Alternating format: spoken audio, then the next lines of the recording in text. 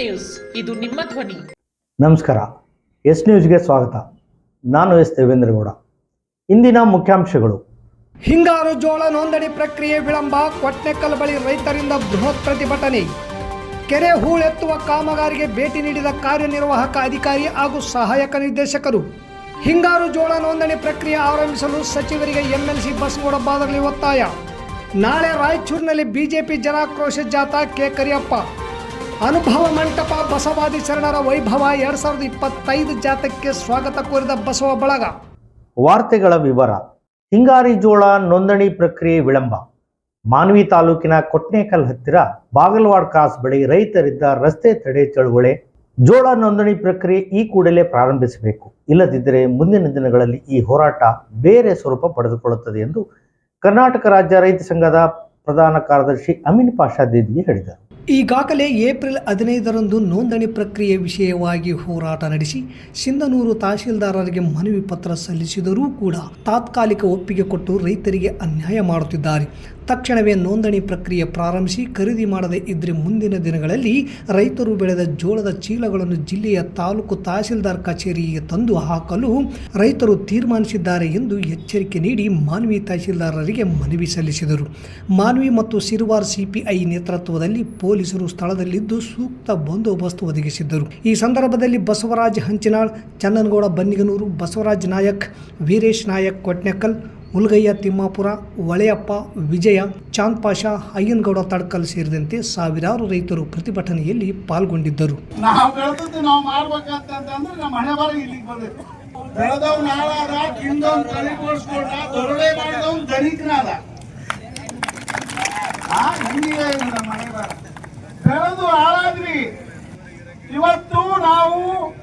ಇವತ್ತು ಬೆಳೆದಂತ ನೆಲ್ಲಿನ ದರ ಹೆಂಗ್ ಮಾರಕತ್ತೀವಿ? 1300ರಿಂದ 1500 ರೂಪಾಯಿ ಕಾವೇರಿ ಸೋನಾ ಅಲ್ಲಪ್ಪ. ಇವತ್ತು ಅವರು ಊಟ ಮಾಡೋದು ನಮ್ಮ ಅಣ್ಣ ತಮ್ಮರು, ನೌಕರಿ ಮಾಡೋರು, ಕಾರ್ಮಿಕರು ನಮ್ಮ ಅಣ್ಣ ತಮ್ಮರೇ ಅವರೆಲ್ಲರು. ಅದೇ ಅಕ್ಕಿ 3000 ರೂಪಾಯಿಗೆ ಸಿಗೋ ಅಕ್ಕಿ ಆಯ್ತಪ್ಪ. Loading, unloading, mill polishing, stock, interest ಎಲ್ಲ ಸೇರಿ 3500 ಉಡ್ಬೇಕಾಗಿತ್ತು. 3500ಗೆ ಹಾಕ್ಬೇಕಾಗಿತ್ತು ಅವ್ರಿಗೆ ಅಕ್ಕಿ. ಆದ್ರೆ ಇವತ್ತು ಆ ಅಕ್ಕಿ 5500 ರೂಪಾಯಿ. 2080 ಕೊಟ್ಟು ನಮ್ಮ ಅಣ್ಣ ತಮ್ಮ ತೀರ್ಥ ತಲೆ ಬರ್ಸ್ಕೊಂಡ್ಬಿಟ್ಟ. 6400 ಅಂತೆ. ಇಂಥ ಒಂದು ಪರಿಸ್ಥಿತಿಯಲ್ಲಿ ದೊರೆ ಮಾಡಿದವನು, ಮಿಲ್ಲಿಟ್ಟವನು, ದಲ್ಲಾಳ ಅಂಗಡಿ ಮಾಡಿದವನು, ನಿನ್ನೆ ಮೊನ್ನೆ ಬಂದವನು ಕೋಟಿಗಟ್ಟಲೆ ಶ್ರೀಮಂತ ಆಗ್ಬಿಟ್ಟ. ದೊರೆ ಮಾಡಿದವನು ಆಯ್ತು, ಅವನ ದನಿ ಅಂತೇಳಿ ಅವನಿಂದ ಗಾಡಿ ಬಿಟ್ಬಿಟ್ಟಿವಿ. ತಾಲೂಕಿನ ಚನ್ನಳ್ಳಿ ಗ್ರಾಮ ಪಂಚಾಯತಿ ವ್ಯಾಪ್ತಿಯಲ್ಲಿ ಬರುವ ಮಾವಿನಮಡುಗು ಗ್ರಾಮದ ಕೆರೆ ಹೂಳು ಎತ್ತುವ ಕಾಮಗಾರಿ ಸ್ಥಳಕ್ಕೆ ತಾಲೂಕು ಪಂಚಾಯಿತಿ ಕಾರ್ಯನಿರ್ವಾಹಕ ಅಧಿಕಾರಿ ಚಂದ್ರಶೇಖರ್ ಹಾಗೂ ಸಹಾಯಕ ನಿರ್ದೇಶಕ ಆಲಂ ಬಾಷಾ ಭೇಟಿ ನೀಡಿದರು. ಮಹಾತ್ಮ ಗಾಂಧಿ ನರೇಗಾ ಯೋಜನೆಯ ಕೂಲಿ ಕಾರ್ಮಿಕರಿಗೆ ಯೋಜನೆಯ ಸೌಲಭ್ಯಗಳ ಕುರಿತು ಮಾಹಿತಿ ತಿಳಿಸಿದರು. ಏಪ್ರಿಲ್ 1ರಿಂದ ನರೇಗಾ ಕೂಲಿ 370 ರೂಪಾಯಿ ಮೊತ್ತ ಹಾಗೂ ಕೆಲಸದ ಪ್ರಮಾಣದ ಬಗ್ಗೆ ಏಪ್ರಿಲ್, ಮೇ, ಜೂನ್ ತಿಂಗಳುಗಳಲ್ಲಿ ನಿರಂತರವಾಗಿ 100 ದಿನಗಳು ಕೆಲಸ ನೀಡಲಾಗುವುದು.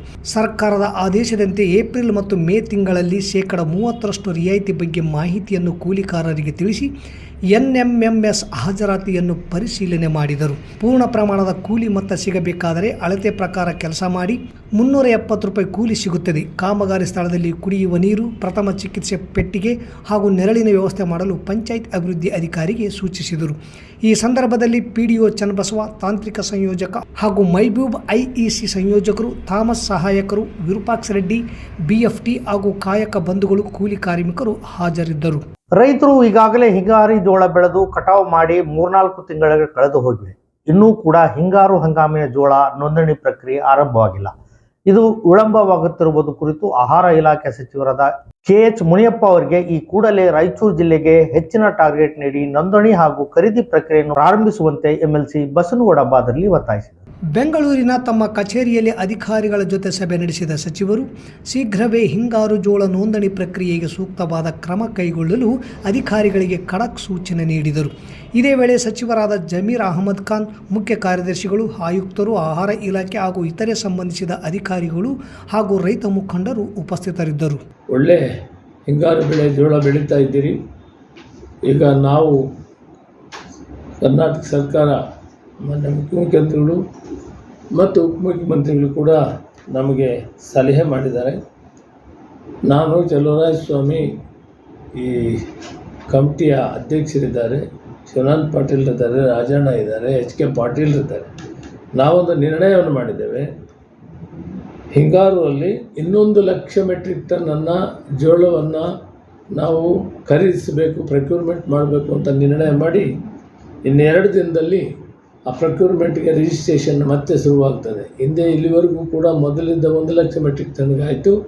ಇನ್ನು 1,00,000 ಮೆಟ್ರಿಕ್ ಟನ್, ವಿಶೇಷವಾಗಿ ಹೆಚ್ಚು ಬೆಳೆಯೋ ಜಾಗಗಳೇನಿದೆ ಬಳ್ಳಾರಿ, ರಾಯಚೂರು ಮತ್ತು ಹೊಸಪೇಟೆ ಅಂದರೆ ವಿಜಯನಗರ, ಈ ಎಲ್ಲ ಕೂಡ. ಅದೇ ರೀತಿ ಬಿಜಾಪುರ ಆಗಲಿ ಅಥವಾ ಬಾಗಲಕೋಟೆ ಆಗಲಿ, ಧಾರವಾಡ ಆಗಲಿ, ಹುಬ್ಬಳ್ಳಿ ಆಗಲಿ, ಬೆಳಗಾಂ ಆಗಲಿ, ಎಲ್ಲಿ ಬೆಳೀತಾ ಇದ್ದಾರೆ ಆ ಜಾಗಗಳಲ್ಲಿ ಕೂಡ ನಾವು ಪ್ರೊಕ್ಯೂರ್ಮೆಂಟ್ ಮಾಡುವಂಥ ಪ್ರಕ್ರಿಯೆಯನ್ನು 2 ದಿನದಲ್ಲಿ ಮತ್ತೆ ರಿಜಿಸ್ಟ್ರೇಷನ್ ಮಾಡೋಕ್ಕೆ ಏರ್ಪಾಟ್ ಮಾಡಿದ್ದೀವಿ. ರೈತರು ಬಂದು ರಿಜಿಸ್ಟ್ರೇಷನ್ ಮಾಡಬೇಕು.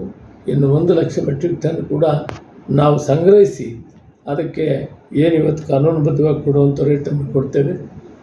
ಆ ಜೋಳವನ್ನು ಮತ್ತೆ 3 kg ಜೋಳ ಇವತ್ತು PDSಲ್ಲಿ ಏನು ಕೊಡ್ತಾ ಇದ್ದೀವಿ ಗ್ರಾಹಕರಿಗೆ, ಅದನ್ನು 3 kg ಮತ್ತು 2 kg ಅಕ್ಕಿ ಕೊಡಬೇಕು ಅಂತ ಚಿಂತನೆ ಮಾಡಿದ್ವಿ. ಆದ್ದರಿಂದ ಈ 1,00,000 ಮೆಟ್ರಿಕ್ ಟನ್ನನ್ನು ನಾವು ಸಂಗ್ರಹಣೆ ಮಾಡ್ತಾಯಿದ್ದೀವಿ. ಸರ್ಕಾರದ ವಿರುದ್ಧ ಬಿಜೆಪಿ ಜನಾಕ್ರೋಶ ಜಾಥಾವು ರಾಯಚೂರಿಗೆ ಆಗಮಿಸಲಿದ್ದು, ತಾಲೂಕಿನಿಂದ ಬಿಜೆಪಿ ಕಾರ್ಯಕರ್ತರು ಹೆಚ್ಚಿನ ಸಂಖ್ಯೆಯಲ್ಲಿ ಭಾಗವಹಿಸಿ ಎಂದು ಬಿಜೆಪಿ ಮುಖಂಡ ಕೆ ಕರಿಯಪ್ಪ ಮನವಿ ಮಾಡಿದರು. ನಗರದ ಪತ್ರಿಕಾ ಭವನದಲ್ಲಿ ಸುದ್ದಿಗೋಷ್ಠಿ ನಡೆಸಿ ಮಾತನಾಡಿದ ಅವರು, ಕಾಂಗ್ರೆಸ್ ಸರ್ಕಾರ ಜನಪರ ಆಡಳಿತ ನೀಡುವ ಬದಲು ಜನ ವಿರೋಧಿ ನೀತಿ ಅನುಸರಿಸುತ್ತಿದೆ. ಸಂಪೂರ್ಣ ಭ್ರಷ್ಟಾಚಾರದಲ್ಲಿ ಮುಳುಗಿದೆ. ಸರ್ಕಾರ ದುರಾಡಳಿತ ಜನರಿಗೆ ಗೊತ್ತಾಗಬಾರದೆಂದು ಅನವಶ್ಯಕ ಅವೈಜ್ಞಾನಿಕ ಜನಗಣತಿಯ ನೆಪವೊಡ್ಡಿದೆ. ಅಭಿವೃದ್ಧಿ ಕಡೆಗಣಿಸಿರುವ ಸರ್ಕಾರಕ್ಕೆ ಎಚ್ಚರಿಕೆ ನೀಡಲು ಬಿಜೆಪಿ ರಾಜ್ಯಾಧ್ಯಕ್ಷರು ರಾಜ್ಯದಾದ್ಯಂತ ಜಿಲ್ಲಾ ಕೇಂದ್ರಗಳಲ್ಲಿ ಜನಾಕ್ರೋಶ ಜಾಥಾ ನಡೆಸುತ್ತಿದ್ದು, ವ್ಯಾಪಕ ಬೆಂಬಲವೂ ವ್ಯಕ್ತವಾಗಿದೆ ಎಂದರು. ರಾಜ್ಯ ಸರ್ಕಾರ ಗ್ಯಾರಂಟಿಗಳನ್ನು ಅನುಷ್ಠಾನಗೊಳಿಸುವುದಕ್ಕೂ ರಾಜ್ಯದ ಜನರ ಮೇಲೆ ಹೊರೆ ಹಾಕಿದೆ. ಬೆಲೆ ಏರಿಕೆ ಮಾಡುವ ಮೂಲಕ ಜನರಿಗೆ ಬರೆ ಎಳೆದಿದೆ. ಸರ್ಕಾರದ ವಿರುದ್ಧ ಆಕ್ರೋಶ ವ್ಯಕ್ತಪಡಿಸಿ ಎಚ್ಚರಿಕೆ ನೀಡಲಾಗುತ್ತಿದೆ. ಏಪ್ರಿಲ್ 23ರಂದು ರಾಯಚೂರಿಗೆ ಜಾಥಾ ಆಗಮಿಸಲಿದ್ದು, ವಿವಿಧ ವೃತ್ತಗಳಲ್ಲಿ ಜಾಥಾ ನಡೆಯಲಿದೆ. ತಾಲೂಕಿನಿಂದ ಹೆಚ್ಚು ಕಾರ್ಯಕರ್ತರು ರಾಯಚೂರಿಗೆ ತೆರಳಿ ಬೆಂಬಲ ನೀಡಲಿದ್ದೇವೆ ಎಂದು ತಿಳಿಸಿದರು. ಇದೇ ಸಂದರ್ಭದಲ್ಲಿ ಉದ್ಯಮಿ ರಾಜೇಶ್ ಹಿರೇಮಠ್, ಬಿಜೆಪಿ ಗ್ರಾಮೀಣ ಮಂಡಲ ಅಧ್ಯಕ್ಷ ವೆಂಕೋಬ ನಾಯಕ್, ನಗರ ಮಂಡಲ ಅಧ್ಯಕ್ಷ ಮಲ್ಲಿಕಾರ್ಜುನ್ ಜೀನೂರ್, ನಿರ್ಪಾದಪ್ಪ ಜೋಳದರಾಶಿ, ಶಿವಬಸನಗೌಡ ಗೊರೆಬಾಳ್, ಮಹಾದೇವ ನಾಯಕ್ ಉಪಸ್ಥಿತರಿದ್ದರು. ಬೆಂಗಳೂರಿನಿಂದ ಆರಂಭಗೊಂಡ ಅನುಭವ ಮಂಟಪ ಬಸವಾದಿ ಶರಣರ ವೈಭವ 2025 ರಥಯಾತ್ರೆ ರಾಜ್ಯಾದ್ಯಂತ ಸಂಚರಿಸಿ ಏಪ್ರಿಲ್ 29-30ರಂದು ಕೂಡಲ ಸಂಗಮದಲ್ಲಿ ಕಾರ್ಯಕ್ರಮ ನಡೆದಿದ್ದು, ಇಂದು ತಾಲೂಕಿಗೆ ಆಗಮಿಸಿದ ರಥಕ್ಕೆ ಶ್ರೀಪುರಂ ಜಂಕ್ಷನ್ನಲ್ಲಿ ಸ್ವಾಗತ ಕೋರಲಾಯಿತು. ಕನ್ನಡ ಮತ್ತು ಸಂಸ್ಕೃತಿ ಇಲಾಖೆಯ ವತಿಯಿಂದ ಬಸವ ಜಯಂತಿ ಪ್ರಯುಕ್ತ ಬೆಂಗಳೂರಿನಿಂದ ಪ್ರಾರಂಭವಾದ ರಥಯಾತ್ರೆ ಇಂದು ಸಿಂಧನೂರು ತಾಲೂಕಿಗೆ ಆಗಮಿಸಿತು. ಈ ಸಂದರ್ಭದಲ್ಲಿ ಶ್ರೀಪುರಂ ಜಂಕ್ಷನ್ನಲ್ಲಿ ತಾಲೂಕಾ ಆಡಳಿತ ವತಿಯಿಂದ ಶಿರಸ್ತೇದಾರ ಅಂಬಾದಾಸ್ ಅವರು ರಥವನ್ನು ಸ್ವಾಗತಿಸಿದರು. ಈ ಸಂದರ್ಭದಲ್ಲಿ ಬಸವ ಕೇಂದ್ರದ ಅಧ್ಯಕ್ಷರಾದ ಕರೇಗೌಡ ಕುರ್ಕುಂದಿ ಹಾಗೂ ಬಸವ ಬಳಗದ ಎಲ್ಲ ಸದಸ್ಯರು ಹಾಜರಿದ್ದು ರಥಕ್ಕೆ ಸ್ವಾಗತ ಕೋರಿದರು. 12ನೇ ಶತಮಾನದಲ್ಲಿ ಪ್ರಜಾಪ್ರಭುತ್ವದ ಮೌಲ್ಯಗಳನ್ನು ಮೊದಲ ಬಾರಿಗೆ ಜಗತ್ತಿನಲ್ಲಿ ಜಾರಿಗೆ ತಂದವರು ಬಸವಾದಿ ಶರಣರು. ಅವರ ಆಶಯವನ್ನು ಯಥಾವತ್ತಾಗಿ ಜಾರಿಗೆ ತರಲು ಸರ್ಕಾರ ಇಂಥ ಕಾರ್ಯಕ್ರಮ ಆಯೋಜಿಸಿದೆ ಎಂದು ಕರೇಗೌಡ ಕುರ್ಕುಂದಿ ಹೇಳಿದರು. ಪಿ ರುದ್ರಪ್ಪ ಕುರ್ಕುಂದ ಮಾತನಾಡುತ್ತಾ, ಶರಣರು ಜಾತೀಯತೆ, ಅಸ್ಪೃಶ್ಯತೆ, ಮಹಿಳಾ ಅಸಮಾನತೆ ಇವು ಇಂದಿಗೂ ನಮ್ಮ ಸಮಾಜಕ್ಕೆ ಅಂಟಿರುವ ಕಾಯಿಲೆಗಳು. ಇವುಗಳನ್ನು ಅಂದೇ ನಮ್ಮ ಶರಣರು ಹೋಗಲಾಡಿಸಲು ಅನುಭವ ಮಂಟಪ ಕಟ್ಟಿ ಚಿಂತನೆ ಮಾಡಿದರು ಎಂದು ನುಡಿದರು. ಈ ಸಂದರ್ಭದಲ್ಲಿ ವೀರಭದ್ರಗೌಡ ಅಮರಾಪುರ್, ಬಸವಲಿಂಗಪ್ಪ ಬಾದರ್ಲಿ, ಗುಂಡಪ್ಪ ಬಳಿಗಾರ್, ಚಂದ್ರೇಗೌಡ ಅರಟೆನೂರ್, ವೀರನಗೌಡ ಸಣ್ಣಗೌಡ್ರ, ಶಾಂತಪ್ಪ ಚಿಂಚರಿಕಿ, ವೀರಯ್ಯ ಸ್ವಾಮಿ ಚಿತ್ರಾಲಿ, ಬಸವರಾಜ ಕುರ್ಕುಂದ, ಅಮರೇಶ್ ಪಿ ಕುರ್ಕುಂದ, ಹನುಮನಗೌಡ ಕಾಸರರೆಡ್ಡಿ ಸೇರಿದಂತೆ ಇತರರು ಇದ್ದರು. ಮತ್ತೊಮ್ಮೆ ಮುಖ್ಯಾಂಶಗಳು. ಹಿಂಗಾರು ಜೋಳ ನೋಂದಣಿ ಪ್ರಕ್ರಿಯೆ ವಿಳಂಬ, ಕೊಟ್ನೆಕಲ್ ಬಳಿ ರೈತರಿಂದ ಬೃಹತ್ ಪ್ರತಿಭಟನೆ. ಕೆರೆ ಹೂಳೆತ್ತುವ ಕಾಮಗಾರಿಗೆ ಭೇಟಿ ನೀಡಿದ ಕಾರ್ಯನಿರ್ವಾಹಕ ಅಧಿಕಾರಿ ಹಾಗೂ ಸಹಾಯಕ ನಿರ್ದೇಶಕರು. ಹಿಂಗಾರು ಜೋಳ ನೋಂದಣಿ ಪ್ರಕ್ರಿಯೆ ಆರಂಭಿಸಲು ಸಚಿವರಿಗೆ MLC ಬಸನಗೌಡ ಬಾದರ್ಲಿ ಒತ್ತಾಯ. ನಾಳೆ ರಾಯಚೂರಿನಲ್ಲಿ ಬಿಜೆಪಿ ಜನಾಕ್ರೋಶ ಜಾಥಾ ಕೆ ಕರಿಯಪ್ಪ. ಅನುಭವ ಮಂಟಪ ಬಸವಾದಿ ಶರಣರ ವೈಭವ 2025 ಜಾಥಾಕ್ಕೆ ಸ್ವಾಗತ ಕೋರಿದ ಬಸವ ಬಳಗ. ಇಲ್ಲಿಗೆ ವಾರ್ತಾ ಪ್ರಸಾರ ಮುಕ್ತಾಯವಾಯಿತು. ನಿರಂತರ ಸುದ್ದಿಗಾಗಿ ವೀಕ್ಷಿಸಿ ಎಸ್ ನ್ಯೂಸ್. ಇದು ನಿಮ್ಮ ಧ್ವನಿ. ನಮಸ್ಕಾರ. ನಿಮ್ಮ ಮಕ್ಕಳ ಉಜ್ವಲ ವಿದ್ಯಾಭ್ಯಾಸಕ್ಕಾಗಿ ಹಿಂದೆ ಭೇಟಿ ಕೊಡಿ Indira Priyadarshini central school English ಮಾಧ್ಯಮ ಶಾಲೆ ಸತ್ಯ ಗಾರ್ಡನ್ ಹತ್ತಿರ ಸಿಂಧನೂರು 2025-26ನೇ ಸಾಲಿನ ಪ್ರವೇಶಗಳು ಪ್ರಾರಂಭ. ನರ್ಸರಿಯಿಂದ 10ನೇ ತರಗತಿಗೆ ಪ್ರವೇಶ ಬಯಸುವವರು ಹಿಂದೆ ಸಂಪರ್ಕಿಸಿ. ಸುಸಜ್ಜಿತ ಶಾಲಾ ಕೊಠಡಿಗಳನ್ನು ಹೊಂದಿರುವ CBSE ಮಾನ್ಯತೆ ಪಡೆದ ಏಕೈಕ ಶಾಲೆಯಾಗಿದೆ. ವಿಶಾಲವಾದ ಕ್ರೀಡಾ ಮೈದಾನ, ಉತ್ತಮ ವಾತಾವರಣ, ನಗರಕ್ಕೆ ಹತ್ತಿರ ಇರುವ ಶಾಲೆಯಾಗಿದೆ. ನರ್ಸರಿಯಿಂದ 10ನೇ ತರಗತಿಯ ಎಲ್ಲ ವಿದ್ಯಾರ್ಥಿಗಳಿಗೆ ಭದ್ರತೆಯಿಂದ ಕೂಡಿದ ವಿದ್ಯಾ ವಿಧಾನವನ್ನು ಒದಗಿಸುವುದು ನಮ್ಮ ಗುರಿ. ಮಾಂಟೆಸರಿ ವಿಧಾನ, ಅಬಕಾಸ್ ಇನ್ನಿತರ ಪಠ್ಯೇತರ ಚಟುವಟಿಕೆಗಳಿಂದ ನರ್ಸರಿಯಿಂದಲೇ ಮಕ್ಕಳ ಸರ್ವತೋಮುಖ ಬೆಳವಣಿಗೆಗೆ ನಮ್ಮ ಆದ್ಯತೆ. ನವೀಕರಿಸಲಾದ science lab, maths lab, computer lab, library ಸೌಲಭ್ಯ ಹೊಂದಿದೆ. ನರ್ಸರಿ, LKG ಮತ್ತು UKG ವಿದ್ಯಾರ್ಥಿಗಳಿಗೆ ವಿಶೇಷ ಚಟುವಟಿಕೆ ಆಧಾರಿತ LAB ಪ್ರಾರಂಭಿಸಲಾಗಿದೆ. ಮಕ್ಕಳ ಬೆಳವಣಿಗೆಗೆ ಕರ್ಸಿವ್ ಹ್ಯಾಂಡ್ ರೈಟಿಂಗಿಗೆ ಮೊದಲ ಆದ್ಯತೆ. ಮಕ್ಕಳ ದೈಹಿಕ ಹಾಗೂ ಮಾನಸಿಕ ದೃಢತೆಗಾಗಿ ಇನ್ನಿತರ ಚಟುವಟಿಕೆಗಳಾದ ಇಂಡೋರ್ ಮತ್ತು ಔಟ್ಡೋರ್ ಕ್ರೀಡೆಗಳು, ಯೋಗ, ಸಂಗೀತ, ಚಿತ್ರಕಲೆ, ಕ್ವಿಜ್ ಕಾಂಪಿಟೇಷನ್ಗೆ ತರಬೇತಿ ನೀಡಲಾಗುತ್ತದೆ.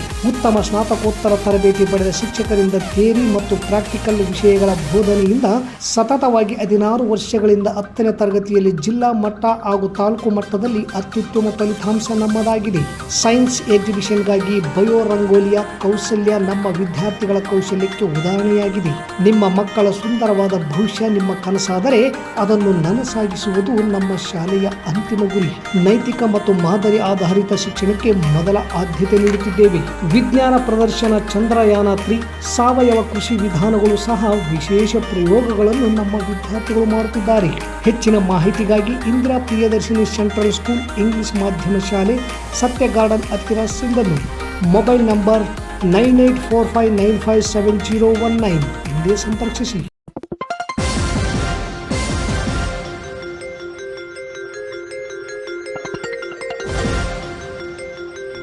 ಎಸ್ ನ್ಯೂಸ್, ಇದು ನಿಮ್ಮ ಧ್ವನಿ.